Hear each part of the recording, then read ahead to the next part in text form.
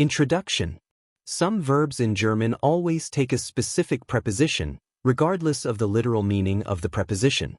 It is important to read the full sentence to determine the correct preposition, as some verbs may have multiple uses with different prepositions. Example.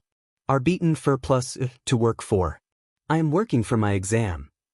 However, if arbeiten refers to working in a company, bei must be used. I work at a company. 2. Important notes. Prepositions dictate the case of the noun or pronoun following them. Dative prepositions always take dative. Accusative prepositions always take accusative. Wechselprepositionen, two-way prepositions, mostly take accusative when indicating movement and dative when indicating position. Some verbs allow multiple prepositions, changing the meaning. Schreiben and plus to write to someone. Schreiben über plus to write about something. Some verbs have both a simple and reflexive form.